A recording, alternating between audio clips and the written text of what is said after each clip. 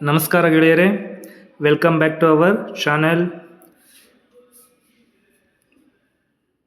Beautiful creation blog. ಈ ಮೂಲಕ ಎಲ್ರಿಗೂ ತಿಳಿಸೋದೇನೆಂದರೆ, ಈ ವಿಡಿಯೋ ಇಷ್ಟ ಆದರೆ ಲೈಕ್ ಮಾಡಿ, ಬೆಲ್ಲೈಕಾನ್ನ ಒತ್ತಿ, ಮತ್ತು ನಿಮಗೆ ಮೊದಲಿಗೆ ನೋಟಿಫಿಕೇಷನ್ ಬರುತ್ತೆ. ಇವತ್ತಿನ ವಿಷಯ ಏನಪ್ಪ ಅಂದರೆ, BPL ರೇಷನ್ ಕಾರ್ಡ್ ಇದ್ದವ್ರಿಗೆ ಕೊನೆಯ ಒಂದು ಅವಕಾಶ. ಯಾಕಪ್ಪ ಅಂದರೆ, ಒಂದು BPL ಕಾರ್ಡು ಅಥವಾ ರೇಷನ್ ಕಾರ್ಡ್ ಇರೋರಿಗೆ ಒಂದು ತಿದ್ದುಪಡಿಗೆ ಅವಕಾಶವನ್ನು ಸರ್ಕಾರ ನೀಡಿದೆ. ನಿಮಗೆಲ್ಲ ಗೊತ್ತಿರ್ಬೋದು, ಕರ್ನಾಟಕ ಸರ್ಕಾರ ಇವತ್ತು ಏನು ಸರ್ಕಾರ ಒಂದು ಆಡಳಿತದಲ್ಲಿದೆ, ಆ ಒಂದು ಸರ್ಕಾರ 5 ಯೋಜನೆಗಳನ್ನ ಜಾರಿ ಮಾಡಿದೆ. ಆ ಎಲ್ಲ ಯೋಜನೆಗಳ ಒಂದು ಲಾಭವನ್ನು ಪಡೆಯಲು ನಮಗೆ ಪ್ರಮುಖವಾಗಿ ಮೂಲ ದಾಖಲೆಯಾಗಿ ಒಂದು ರೇಷನ್ ಕಾರ್ಡ್ ಕಾರಣ ಆಗಿದೆ. ಆದ್ದರಿಂದ ಈಗ ರಾಜ್ಯ ಸರ್ಕಾರವು ಅಂತಹ ಒಂದು ರೇಷನ್ ಕಾರ್ಡ್ ತಿದ್ದುಪಡಿಗೆ ಫೆಬ್ರವರಿ 28, 2025 ಒಂದು ಕೊನೆಯ ಅವಕಾಶವಾಗಿ ನೀಡಿದೆ ತಿದ್ದುಪಡಿಗೆ. ಹಾಗೆ ಈ ರೇಷನ್ ಕಾರ್ಡ್ ತಿದ್ದುಪಡಿ ಪ್ರಕ್ರಿಯೆಯು ಈ ಫೆಬ್ರವರಿ 28, 25 ಒಂದು ಎಲ್ಲ ತಿದ್ದುಪಡಿ ಪ್ರಕ್ರಿಯೆಗಳನ್ನ ಆ ದಿನಾಂಕದೊಳಗೆ ಮುಗಿಸ್ಕೋಬೇಕು ಅಂದ್ಬಿಟ್ಟು ಸರ್ಕಾರವು ಒಂದು ಡೆಡ್ಲೈನನ್ನು ನೀಡಿ ಒಂದು ಉತ್ತಮ ಅವಕಾಶವನ್ನು ನೀಡಿದೆ.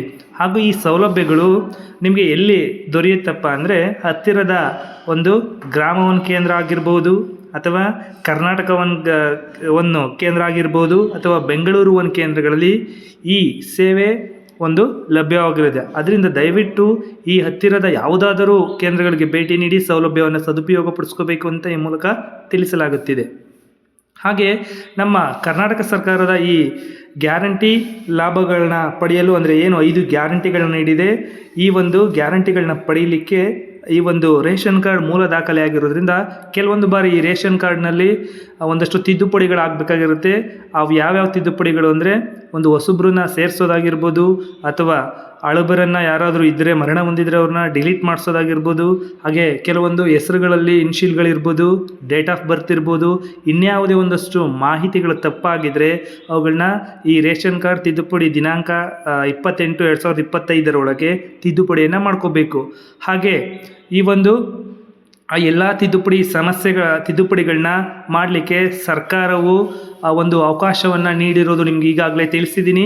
ಮತ್ತು ಆ ಕೇಂದ್ರಗಳಲ್ಲಿ ಯಾವ ಸಮಯಕ್ಕೆ ಕೇಂದ್ರ ತೆರೆದಿರುತ್ತೆ, ಯಾವ ಸಮಯಕ್ಕೆ ಕ್ಲೋಸ್ ಆಗುತ್ತೆ ಅನ್ನೋದನ್ನು ನೋಡೋದಾದರೆ, ಆ ಒಂದು ಕೇಂದ್ರಗಳಿಗೆ ನೀವು ಭೇಟಿ ನೀಡಿದಾಗ ಬೆಳಗ್ಗೆ 10 ಗಂಟೆಯಿಂದ ಸಂಜೆ 4 ಗಂಟೆಯವರೆಗೆ ಈ ಒಂದು ಕೇಂದ್ರಗಳು ತೆರೆದಿರ್ತೇವೆ.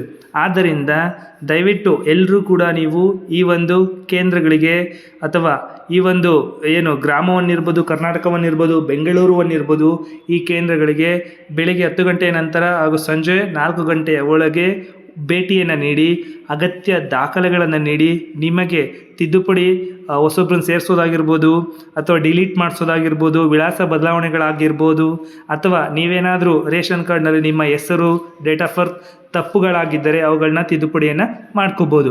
ಹಾಗೆ ಈ ಒಂದು ಕೇಂದ್ರಕ್ಕೆ ಭೇಟಿ ನೀಡಿದಂಥ ಸಂದರ್ಭದಲ್ಲಿ ನೀವುಗಳು ಅಗತ್ಯ ದಾಖಲೆಗಳನ್ನ ಅಲ್ಲಿ ತೆಗೆದುಕೊಂಡು ಹೋಗಬೇಕು.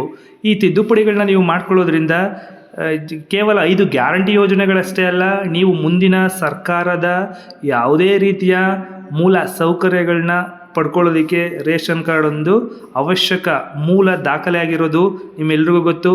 ನಮ್ಮ ಮಕ್ಕಳನ್ನು ಶಾಲೆಗೆ ಕಳಿಸುವಂಥ ಸಂದರ್ಭದಲ್ಲಾಗಿರ್ಬೋದು, ಅಥವಾ ಇನ್ಯಾವುದೇ ರೀತಿಯ ಒಂದು ಸರ್ಕಾರದ ಪಿಂಚಣಿ ಅಥವಾ ಉದ್ಯೋಗಕ್ಕೆ ಸಂಬಂಧಪಟ್ಟ ಹಾಗೆ, ಅಥವಾ ಇನ್ಯಾವುದಾದರೂ ಸರ್ಕಾರಿ ಸೌಲಭ್ಯಗಳು, ಸಬ್ಸಿಡಿಯಂತಹ ಸೌಲಭ್ಯಗಳು, ಅಥವಾ ನಿಮಗೆ ಗೊತ್ತಿರ್ಬೋದು ಗ್ಯಾಸ್ಗೆ ಸಂಬಂಧಪಟ್ಟಂತೆ, ಅಂದರೆ HP ಗ್ಯಾಸ್, ಇಂಡೋನ್ ಗ್ಯಾಸ್, ಈ ಥರದ್ದೊಂದು ಮನೆಗೆ ಗ್ಯಾಸ್ನ ಸೌಲಭ್ಯವನ್ನು ತೆಗೆದುಕೊಂಡ ಸಂದರ್ಭದಲ್ಲಿ ಅವುಗಳಿಗೆ ಸಬ್ಸಿಡಿಯನ್ನು ಪಡ್ಕೋಬೇಕಂದ್ರೂ ಕೂಡ ನೀವು ರೇಷನ್ ಕಾರ್ಡನ್ನು ಕೊಡಲೇಬೇಕು. ಆದ್ದರಿಂದ ಆ ರೇಷನ್ ಕಾರ್ಡ್ ಅನ್ನುವಂಥದ್ದು ತುಂಬ ಒಂದು ತುಂಬ ಕರೆಕ್ಟಾಗಿ, ಅಥವಾ ಅಡ್ರೆಸ್ ವಿಳಾಸಗಳು ಸರಿಯಾಗಿರುವುದು ತುಂಬ ಮುಖ್ಯ ಆಗಿರುತ್ತೆ.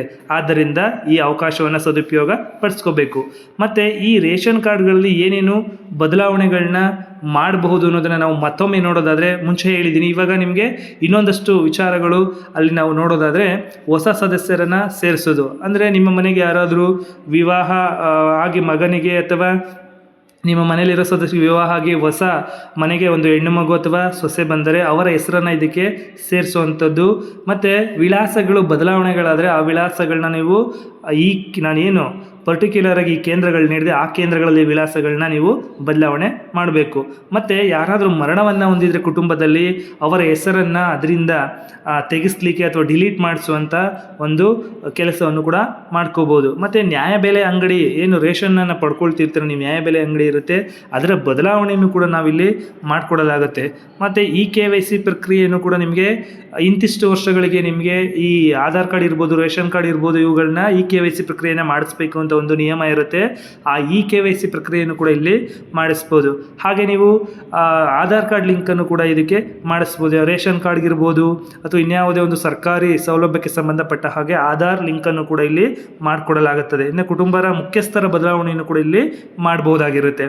ಹಾಗೆ ಈ ಸೌಲಭ್ಯಗಳು ಎಲ್ಲವನ್ನೂ ನಾವು ತಿದ್ದುಪಡಿ ಮಾಡಲಿಕ್ಕೆ, ಹೊಸ ಸದಸ್ಯರನ್ನು ಸೇರಿಸಲಿಕ್ಕೆ, ವಿಳಾಸವನ್ನು ಬದಲಾವಣೆಯನ್ನು ಮಾಡಲಿಕ್ಕೆ ಅಥವಾ ಕುಟುಂಬದ ಮುಖ್ಯಸ್ಥರ ಹೆಸರನ್ನು ಬದಲಾವಣೆಯನ್ನು ಮಾಡೋದಿರ್ಬೋದು, ಅಥವಾ ಯಾರು ಅನಗತ್ಯ ಹೆಸರುಗಳಿದ್ರೆ ಅವ್ರನ್ನ ಡಿಲೀಟ್ ಮಾಡಿಸೋದಕ್ಕೆ ಏನೆಲ್ಲ ದಾಖಲೆಗಳು ಬೇಕು ಅನ್ನೋದನ್ನು ಇಲ್ಲಿ ನೋಡೋದಾದರೆ, ಮೊದಲು ನಿಮಗೆ ಗೊತ್ತಿರೋ ಹಾಗೆ ಎಲ್ಲದಕ್ಕೂ ಕೂಡ ಆಧಾರ್ ಕಾರ್ಡ್ ಅನ್ನುವಂಥದ್ದು ಕಡ್ಡಾಯ ಆಗಿರುತ್ತೆ. ಹಾಗೆ ಜಾತಿ ಪ್ರಮಾಣ ಪತ್ರ ಹಾಗೂ ಆದಾಯ ಪ್ರಮಾಣ ಪತ್ರವು ಕೂಡ ಅವಶ್ಯಕವಾಗಿರುತ್ತೆ. ಇದರಲ್ಲಿ ಗೊಂದಲ ಬೇಡ. ಜಾತಿ ಮತ್ತು ಆದಾಯ ಪ್ರಮಾಣ ಪತ್ರವು ಎರಡೂ ಕೂಡ ಒಂದರಲ್ಲೇ ಬರೋದ್ರಿಂದ ಕ್ಯಾಸ್ಟ್ ಆ್ಯಂಡ್ ಇನ್ಕಮ್ ಸರ್ಟಿಫಿಕೇಟ್ ನಿಮಗೆ ಹೊಂದಿದ್ರೆ ಆಗುತ್ತೆ. ಹೊಸ ಸದಸ್ಯರ ಸೇರ್ಪಡೆಗೆ ಗಂಡನ ಮನೆಯಲ್ಲಿರ್ತಕ್ಕಂತಹ ವಿಳಾಸಕ್ಕೆ ಸಂಬಂಧಪಟ್ಟಂತೆ ಕ್ಯಾಸ್ಟ್ ಆ್ಯಂಡ್ ಇನ್ಕಮ್ ಸರ್ಟಿಫಿಕೇಟ್ ಇರುವಂಥದ್ದು ಒಂದು ಮುಖ್ಯವಾದ ವಿಷಯ ನೆನಪಿರಲಿ. ಹಾಗೆ ಮೊಬೈಲ್ ಸಂಖ್ಯೆ ಆಧಾರ್ ಕಾರ್ಡ್ ಲಿಂಕ್ ಆಗಿರ್ತಕ್ಕಂಥ ಮೊಬೈಲನ್ನು ಕೂಡ ನೀವು ಅಲ್ಲಿ ತೊಗೊಂಡೋಗ್ಬೇಕು. ಯಾಕಂದರೆ OTP ಜನರೇಟ್ ಆಗುತ್ತದೆ. ಆ OTPನಲ್ಲಿ ನಮೂದನ್ನು ಮಾಡಬೇಕು. ಮತ್ತು 6 ವರ್ಷಕ್ಕಿಂತ ಕಡಿಮೆ ವಯಸ್ಸಿನ ಮಕ್ಕಳು ಏನಾದರೂ ಸೇರಿಸೋರಿದ್ದರೆ ಆ ಒಂದು ಮಕ್ಕಳ ಜನನ ಪ್ರಮಾಣ ಪತ್ರವೂ ಕೂಡ ಇಲ್ಲಿ ನಮಗೆ ತುಂಬ ಮುಖ್ಯವಾಗಿ ಅವಶ್ಯಕ ಇರುತ್ತೆ. ಆದ್ದರಿಂದ 6 ವರ್ಷಕ್ಕಿಂತ ಕಡಿಮೆ ವಯಸ್ಸಿನ ಮಕ್ಕಳ ಒಂದು ಸೇರ್ಪಡೆ ಆಗೋದಾದರೆ ದಯವಿಟ್ಟು ಆ ಮಗುವಿನ ಒಂದು ಜನನ ಪ್ರಮಾಣ ಪತ್ರವನ್ನು ತೆಗೆದುಕೊಂಡು ಹೋಗಬೇಕು.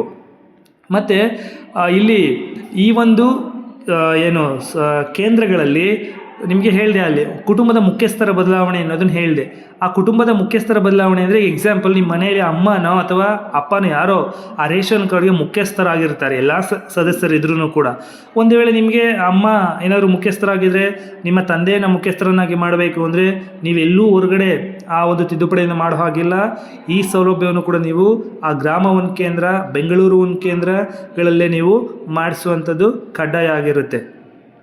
ಈಗ ಮತ್ತೊಮ್ಮೆ ಹೇಳ್ತಿದ್ದೀನಿ, ಈ ಒಂದು ಸೌಲಭ್ಯಗಳನ್ನ ನೀವು ಪಡ್ಕೋಬೇಕು ಅಥವಾ ಈ ಒಂದು ಸೌಲಭ್ಯವನ್ನು ಪಡೆಯಲು ಅಥವಾ ಆಧಾರ್ ಕಾರ್ಡ್ ತಿದ್ದುಪಡಿಯನ್ನು ಮಾಡಿಸಲು ಈ ಮೇಲಿನ ವಿಷಯಗಳು ಎಲ್ಲವನ್ನು ಕೂಡ ನಿಮಗೆ ಫೆಬ್ರವರಿ 28, 2025 ಒಂದು ಅಂತಿಮ ದಿನಾಂಕ ಆಗಿರುತ್ತದೆ. ದಯವಿಟ್ಟು ಈ ಒಂದು ವಿಡಿಯೋವನ್ನು ವಾಚ್ ಮಾಡಿದಂತಹ ಎಲ್ಲ ಒಂದು ಗೆಳೆಯರಿಗೂ ಕೂಡ ಥ್ಯಾಂಕ್ಸ್. ಹಾಗೆ ಬ್ಯೂಟಿಫುಲ್ ಕ್ರಿಯೇಷನ್ ಬ್ಲಾಗ್ ಈ ಒಂದು ಚಾನಲನ್ನು ಸಬ್ಸ್ಕ್ರೈಬ್ ಮಾಡಿ. ಹಾಗೆ ನಿಮ್ಮ